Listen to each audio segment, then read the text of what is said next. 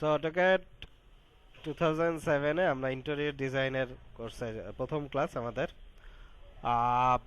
AutoCAD একটা 2D এবং 3D drawing software, যেটা দিয়ে আসলে আমরা বেসিক্যালি 2D আঁকতে পারি, 2D প্ল্যান, ইন্টেরিয়র প্ল্যান বা এক্সটেরিয়র প্ল্যান বা এই ইলোভেশন এক্সেট্রা এক্সেট্রা, এবং 3D আমরা মডেলিং করতে পারি। কিন্তু 3D মডেলিং এর জন্য কোনো আসলে অটোক্যাড একটা ভালো সফটওয়্যার আমি বলবো না। সো অটোক্যাড 2Dর জন্যই আমরা বেসিক্যালি ইউজ করব। আমাদের এই ডিজাইনিং ক্লাসটাতে আমাদের এই যে 20টা ক্লাস হবে ইনশাল্লাহ, আশা করতেছি 19-20টার মতো ক্লাস হবে। তো এই 19-20টা ক্লাসে আমরা যেটা আশা করব সেটা হচ্ছে যে বেসিক্যালি আমরা ইন্টেরিয়রটাকে ফোকাস করব এবং সাথে দেয়া এক্সটেরিয়রটাকে ফোকাস, একটু আমরা প্ল্যানটা সরি ইলোভেশনগুলি, আমরা এক্সটেরিয়র না ইলোভেশনগুলি আমরা ইন্টেরিয়র প্ল্যান থেকে আমরা ইলোভেশন তুলবো সেই জিনিসগুলি। তো আমরা ইনশাআল্লাহ এই জিনিসগুলি আমরা ফোকাস করবো এই কোর্সের মধ্যে। তো আমার এক বন্ধু যেটা বলতো সেটা হচ্ছে যে অটোক্যাড কিছুই না, একটা লাইন ড্রয়িং সফটওয়্যার, আর কিছুই না। তো সেই কথার প্রেক্ষিতেই আমি বলি যে আমরা জাস্ট অটোক্যাড দিয়ে বেশিরভাগই লাইন ড্রয়িং গুলি করব। তো আমরা কি সিম্পলি একটা লাইন ড্রয়িং যদি করতে চাই অটোক্যাড দিয়ে, তাহলে সেই জিনিসটা কিভাবে করতে পারি সেইটা হচ্ছে লাইন টুল নিলাম, এন্ড দেন হচ্ছে কি আমি ক্লিক করতেছি, এসকেপ দিলে থামতে পারি অথবা কন্ট্রোল জেড দিলে আমরা আন্ডু করে দিতে পারি, হ্যাঁ। কিংবা কোনো একটা অংশে আমরা যদি সেখানে আন্ডু করতে চাই, কন্ট্রোল জেড দিয়ে আমরা কোনো একটা জায়গায় আন্ডু, মানে একটা স্টেপ আন্ডু করতে পারি।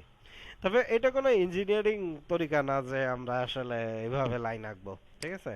তো আমাদের ইঞ্জিনিয়ারিং পদ্ধতি অবশ্যই হচ্ছে গিয়ে যে আমাদের প্রত্যেকটা লাইনের একটা নির্দিষ্ট মাপ থাকবে। লাইক আমার একটা লাইন 12 ইঞ্চি বা 12 ইউনিট, এবং সেটা আনুভূমিকের সঙ্গে একটা নির্দিষ্ট অ্যাঙ্গেল তৈরি করছে। 12 ট্যাব হচ্ছে গিয়ে আমরা 45 ডিগ্রি অ্যাঙ্গেল তৈরি করছে আনুভূমিকের সঙ্গে, এবং তারপরেরটা মনে করেন 15 ট্যাব হচ্ছে গিয়ে 25 ডিগ্রি অ্যাঙ্গেল তৈরি করছে আনুভূমিকের সঙ্গে। এভাবে আমরা এক একটা লাইন আঁকতে পারি। আমরা দেখি আরেকবার যদি দেখি, তো আমরা 25 ট্যাব দিয়ে আমি অ্যাঙ্গেল মোডে চলে গেলাম এবং হচ্ছে গিয়ে ড্র করতে পারতেছি। সো এভাবে আসলে ড্রয়িং করার জন্য আমরা জাস্ট খালি এতটুকু মনে রাখি, সেটা হচ্ছে গিয়ে ডিওয়াইএন, এই যে ডাইনামিক ইনপুটটা আমরা অন করে রাখবো, আমাদের কাজে লাগবে ডিওয়াইএন। এর বেশি আমি ডিওয়াইএন সম্পর্কে আর কিছু বলতে চাই না। আদারওয়াইজ ডিওয়াইএন দিয়ে আমরা যদি না রাখি, তাহলে সেক্ষেত্রে আমরা যেভাবে আঁকতে হবে সেটা হচ্ছে গিয়ে আমাদের স্থানাঙ্ক উল্লেখ করতে হবে, যে এত এত স্থানাঙ্ক বিন্দুতে এটা ইয়ে করবে, যে জিনিসটা আমি আসলে আপনাদের চাই না যে আপনারা এভাবে ড্রয়িং করেন, ঠিক আছে। সো আমাদের জন্য ডিওয়াইএন অপশনটা অবশ্যই অন করে রাখবো আমরা এখানে, ওকে। তবে একটা জিনিস বলার বিষয় যে অটোক্যাডের অধিকাংশ ড্রয়িংগুলি আমরা যেটা আঁকি হয় 90 ডিগ্রি অথবা 180 ডিগ্রি, ঠিক আছে। তো 90 বা 180 ডিগ্রি যদি আমাদের ড্রয়িং হয়, তাহলে আমাদের ট্যাব দিয়ে অ্যাঙ্গেলে যাওয়ার থেকে আমাদের জাস্ট খালি আমরা যদি ট্যাব দিয়ে না অ্যাঙ্গেলে যাই, আমি জাস্ট খালি যদি মাপটা দিতে পারি যে 10 ইঞ্চি, তারপর হচ্ছে গিয়ে 12 ইঞ্চি, তারপর আবার নিচে 10 ইঞ্চি, এভাবে জাস্ট খালি ডাইরেকশন দেখাই দিলাম এবং সেই অনুযায়ী আমি ড্রয়িং করতে পারি, আমাদের জন্য খুব ভালো হয়। সেইটার জন্য যে অপশনটা আমাদেরকে অপশনটা অন করতে হবে সেটা হচ্ছে অর্থটা দাবানো আছে, দেখতে পাচ্ছেন যে অর্থ দাবানো আছে, যে কারণে আমি জাস্ট খালি লেন্থটা দিয়েই আমি ড্রয়িংটা করতে পারতেছি, ওকে। সো আমি দুটা পদ্ধতি জানলাম, একটা হচ্ছে গিয়ে অ্যাঙ্গেল দিয়ে আমি ড্র করা শিখলাম, এবং অ্যাঙ্গেল উইদাউট অ্যাঙ্গেল আমি জাস্ট খালি রেখার দৈর্ঘ্য কেবলমাত্র আপনার হচ্ছে গিয়ে সরলরেখা, মানে সরলরেখা না, 90 আনুভূমিক অথবা হচ্ছে গিয়ে উলম্ব বা ভার্টিক্যাল অথবা হচ্ছে গিয়ে হরাইজন্টাল, এ ধরনের কিছু আঁকার জন্য আমরা এটা করতে পারতেছি, হ্যাঁ। আচ্ছা, আরেকটা জিনিস আমার এখানে খুব জানার দরকার আছে, সেটা হচ্ছে যে আমরা দেখেন খুব ইম্পর্টেন্ট কিছু পয়েন্ট হচ্ছে গিয়ে আমাদের এন, কোন একটা রেখার এন্ড পয়েন্টটা, হ্যাঁ, আমি এই পয়েন্টটা যদি আমি পেতে পারি তাহলে ভালো হয়, অথবা আমরা যদি এই মিডল পয়েন্টটা পাই, সেটিংসে যাই আমি, আমি এখান থেকে একটা মিড পয়েন্টটাকে অন করে দিচ্ছি, হ্যাঁ।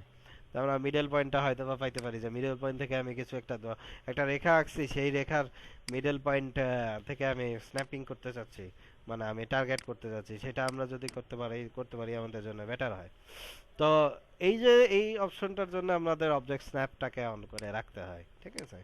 তো আমরা দেখতে পাচ্ছি যে মিড পয়েন্ট, এন্ড পয়েন্ট এবং আমরা যদি বৃত্ত আঁকি, বৃত্তর হচ্ছে গিয়ে বৃত্তর আপনার আহ, কেন্দ্র থেকে হয়তোবা আমি একটা কেন্দ্রটাকে চিহ্নিত করে দিচ্ছে যে আমি এই পয়েন্ট থেকে আঁকতে চাই।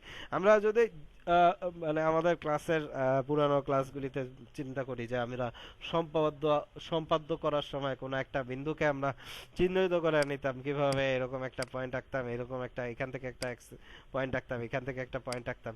ঠিক অনেকটাই যে আমাদের মনে আছে কিনা আমরা যেভাবে সম্পাদ্য আঁকতাম যে মিডল পয়েন্ট চিহ্নিত করে নিতাম। খুব মজার ব্যাপার হচ্ছে যে আপনার এখানে কষ্ট করে ওই মিডল পয়েন্টগুলি চিহ্নিত করে নেওয়ার দরকার নেই, কারণ এখানে অনেকটা সম্পাদ্য আঁকার মতোই এই জিনিসগুলি। অটোক্যাডে আমরা সেই সম্পাদ্যগুলি যেগুলি আঁকতাম আমরা প্রিভিয়াস ইয়েগুলিতে, আমাদের ক্লাস 7, 8, 5, আমার মনে হয় 7, 8 থেকেই মনে হয় সম্পাদ্যগুলি শুরু হইতো। তো সেখানে আমরা যেভাবে আঁকতাম সম্পাদ্য আঁকতাম, সম্পাদ্যগুলি কিন্তু এইভাবে ছিল যে আমরা একটা মিডল পয়েন্ট বা একটা এন্টারিং পয়েন্ট বা এই ধরনের পয়েন্ট থেকে আমরা লাইনগুলি আঁকতাম। তো মজার ব্যাপার হচ্ছে গিয়ে এত কষ্ট করে আর বাইর করার দরকার নেই, এখান থেকে আমরা পয়েন্টগুলি পেয়ে যাচ্ছি।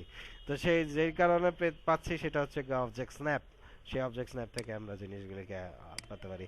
অবজেক্ট স্ন্যাপ অন অন থাকলে আমরা এই মিডল পয়েন্টগুলি পাবো, আর এই পয়েন্টগুলি পাবো, আর যদি অবজেক্ট স্ন্যাপ অফ থাকে তাহলে আমরা এই পয়েন্টটা পাবো না।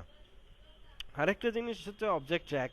আমি যদি একটা অবজেক্ট এই যে এই বিন্দুটার থেকে আমি একটা প্রজেকশন টানতে চাই যে একটা নির্দিষ্ট দূরত্বে আমি একটা জায়গায়, মনে করেন এটা যা থাকবে এটা হচ্ছে গিয়ে এইটার বরাবর আসবে, এবং কিংবা এরকম হইতে পারে যে দুইটা বিন্দু, দুইটা রেখা আছে, দুইটার যেখানে আসলে ছেদ বিন্দু বলা যায়, মানে বর্ধিত অংশের ছেদবিন্দু, সেই ধরনের বর্ধিত অংশের ছেদবিন্দুগুলি খোঁজার জন্য হচ্ছে গিয়ে আমাদের অবজেক্ট ট্র্যাক অপশনটাকে আমরা অন করতে পারি।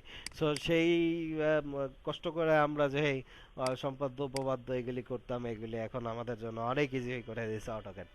ঠিক আছে, তো এই হচ্ছে কি আমাদের প্রথম অটোক্যাডের প্রথম ক্লাস। হ্যাঁ, ওকে।